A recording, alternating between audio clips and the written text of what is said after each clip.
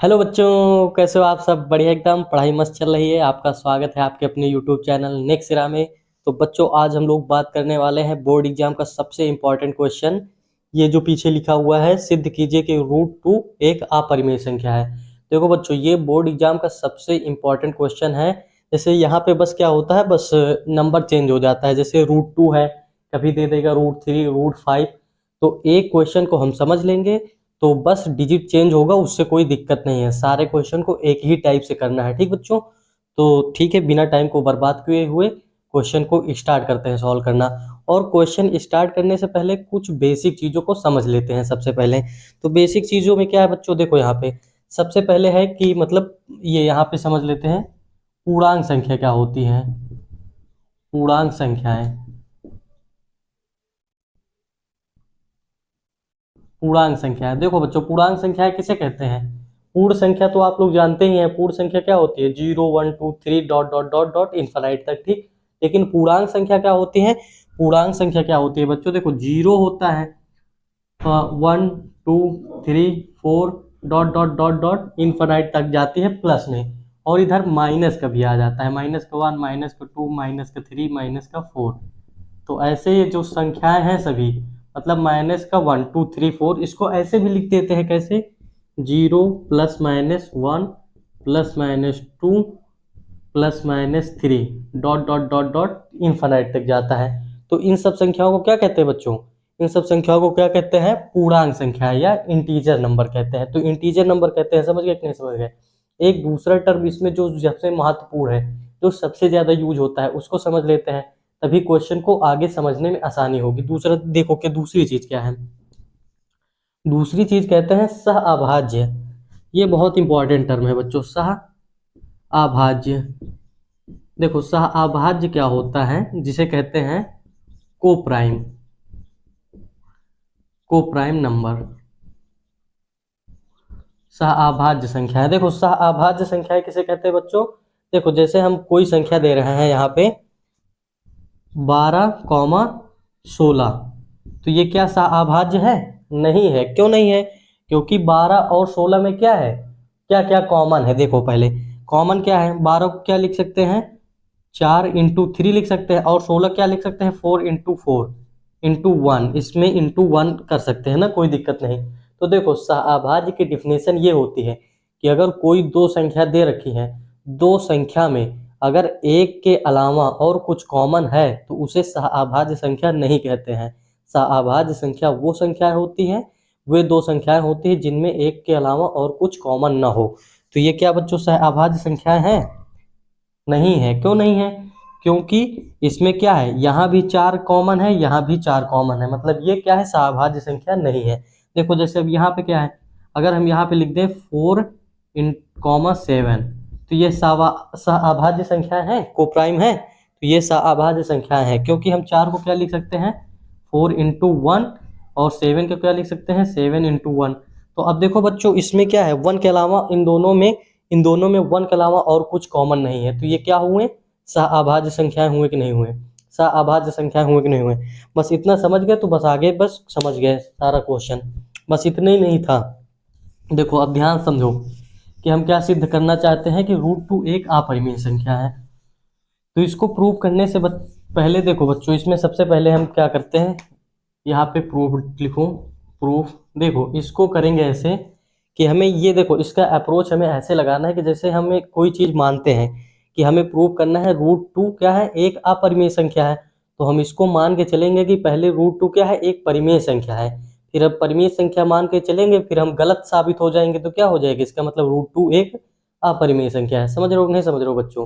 तो जैसे एक एग्जाम्पल देखो, जैसे क्या है, अगर हम ये कहें, मान लेते हैं बिस्कुट में जहर है, ठीक, मान लेते हैं बिस्कुट में जहर है, लेकिन हम कह रहे हैं कि बिस्कुट में जहर नहीं है। हम ये मान के चल रहे हैं कि बिस्कुट में जहर नहीं है, लेकिन हमने बिस्कुट खाया।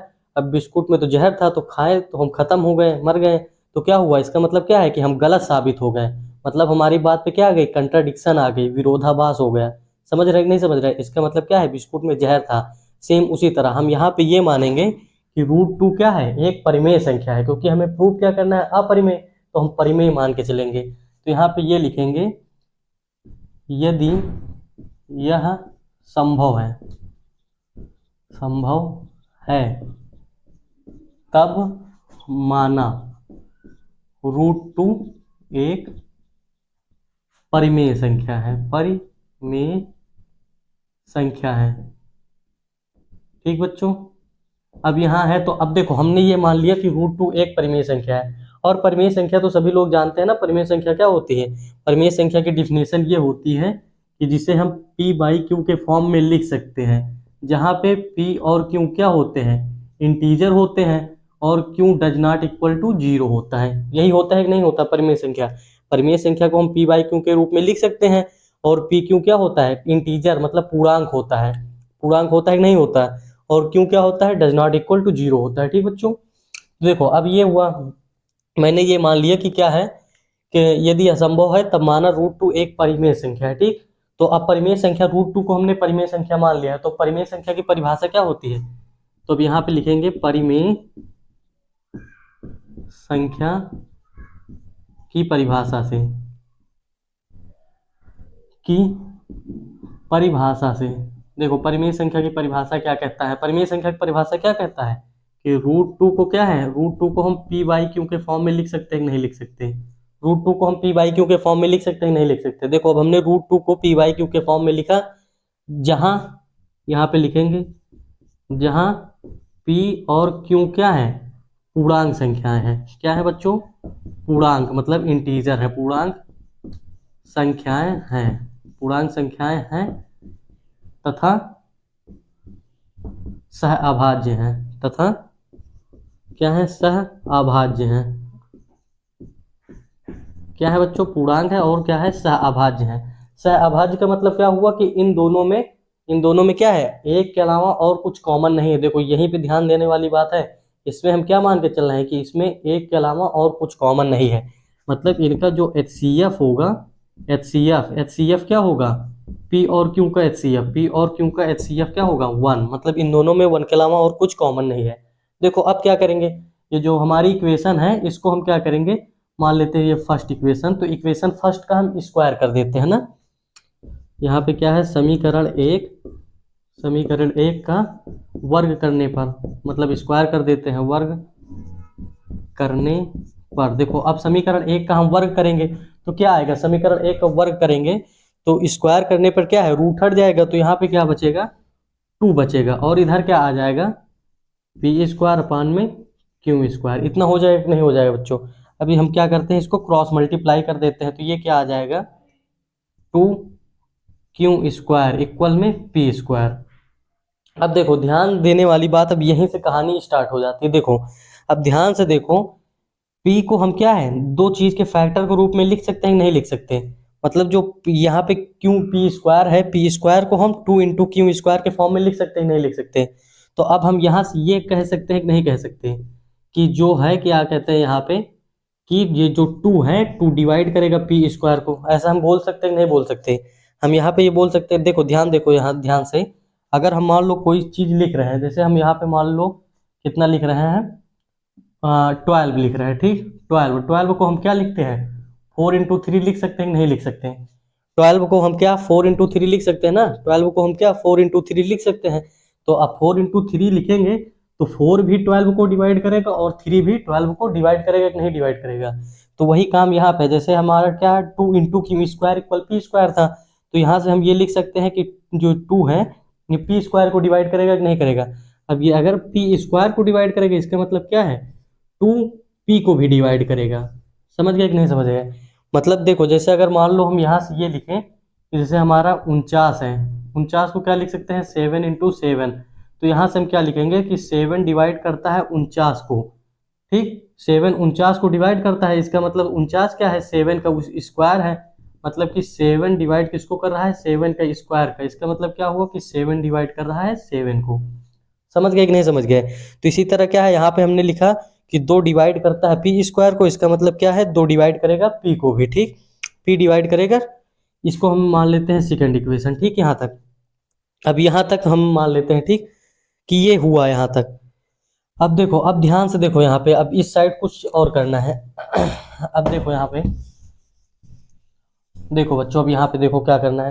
अब इतना हुआ ना यहाँ तक। अब अच्छा देखो, ये 2 क्या है, पी को डिवाइड कर रहा है, मतलब 2 पी को डिवाइड कर रहा है, मतलब पी को हम क्या लिख सकते हैं, पी को हम क्या लिख सकते हैं, पी को हम लिख सकते हैं 2 इंटू आर लिख सकते हैं कि नहीं। यहाँ पे लिखेंगे जहां आर क्या है, एक क्या है पूर्णांक है, पूर्ण संख्या है, पूर्ण संख्या है, पूर्ण संख्या है। पी को हम 2r लिख सकते हैं, नहीं लिख सकते। देखो कैसे लिख सकते हैं, मान लो देखो जैसे हम क्या है, हमने लिखा था अभी, जैसे हम 12 को क्या लिख रहे थे, 4 इंटू 3 लिख रहे थे कि नहीं लिख रहे थे, 4 इंटू 3 लिख रहे थे। तो वही क्या है, देखो हमारा ये क्या है कि जैसे अब हम ये लिख रहे थे कि चार, चार क्या है, 4 12 को भाग कर रहा था, मतलब डिवाइड कर रहा था। तो 12 को हम क्या लिख सकते हैं, 4 इंटू 3 लिख सकते हैं, नहीं लिख सकते। अब 3 की जगह पे क्या है, यहाँ पे बस आर है, आर हमें नहीं पता है क्या है, तो हम बस आर के फॉर्म में मान लेते हैं। तो अब क्या है, इतना हो गया, क्योंकि पी को हमने क्या लिख दिया 2r।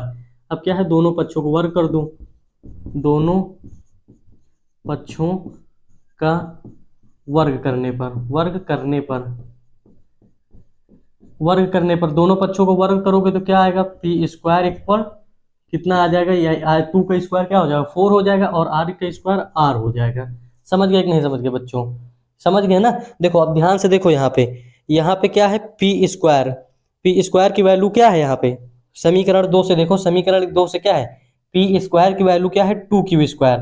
तो हम पी स्क्वायर की जगह पे 2q स्क्वायर लिख सकते हैं कि नहीं। तो यहाँ पे हम 2q स्क्वायर लिख देंगे इक्वल में 4r स्क्वायर, यहाँ पे लिख देंगे समीकरण 2 से, समीकरण 2 से। ठीक बच्चों, इतना हुआ समीकरण 2 से।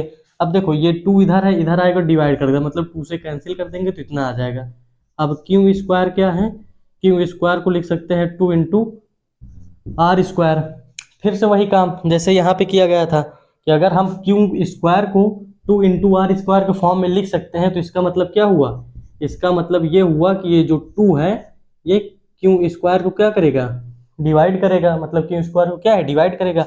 अब देखो 2 क्या है, क्यू स्क्वायर को डिवाइड कर रहा है, इसका मतलब क्या हुआ कि जो ये 2 है ये क्यू को भी डिवाइड करेगा, करेगा कि नहीं करेगा, करेगा कि नहीं करेगा।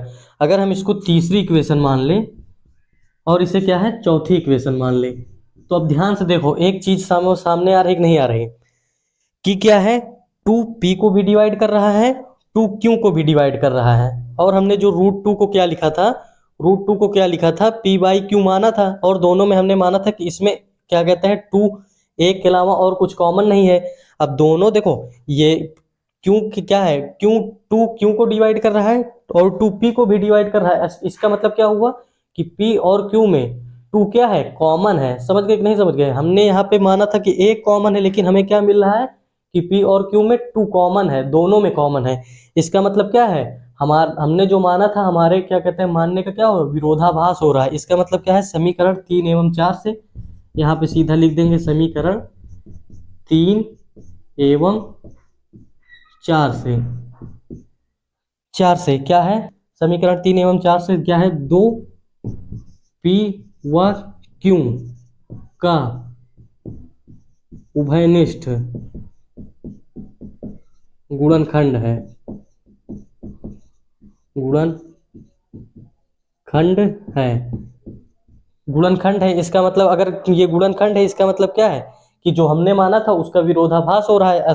यहाँ पे क्या हुआ कि 2 जो है पी व क्यू का उभयनिष्ठ गुणनखंड है, क्या है 2 पी और क्यू का उभयनिष्ठ गुणनखंड है। इसका मतलब क्या है, जो कि हमारा क्या है विरोधाभास है। हमने क्या माना था कि H और इसका HCF क्या आना चाहिए 1 आना चाहिए, लेकिन HCF कितना आ गया 2 आ गया, जो कि क्या है हमारा, जो कि विरोधाभास है, जो कि विरोधाभास है, जो कि विरोधाभास है। ठीक बच्चों, जो कि विरोधाभास है। अतः √2 क्या है, √2 एक अपरिमेय संख्या है, अपरिमेय संख्या है, मतलब इरेशनल संख्या है। समझ गए कि नहीं समझ गए बच्चों, तो बस इसमें इतना था। बस अब क्या करेंगे, जहाँ पे √3 दिया रहेगा हम क्या है सेम कैलकुलेशन ऐसे ही करेंगे, बस दिखा देंगे कि यहाँ पे दिखा देंगे तो कि 3 पी और क्यू का क्या है उभयनिष्ठ गुणनखंड है। सेम प्रोसेस ऐसे ही रहेगा। अगर यहाँ पे 5 कर दे रहा है तो भी सेम प्रोसेस रहेगा। तो बस इतना हमें याद कर लेना है। अब इतना अगर याद कर लेंगे तो बोर्ड नंबर के 5 नंबर एकदम फिक्स हो जाएंगे। और बहुत ही इंपॉर्टेंट क्वेश्चन है ये, तो इसको नोट कर लो बच्चों। और अगर वीडियो अच्छी लगी तो वीडियो को जरूर से लाइक और सब्सक्राइब करें चैनल को। धन्यवाद बच्चों।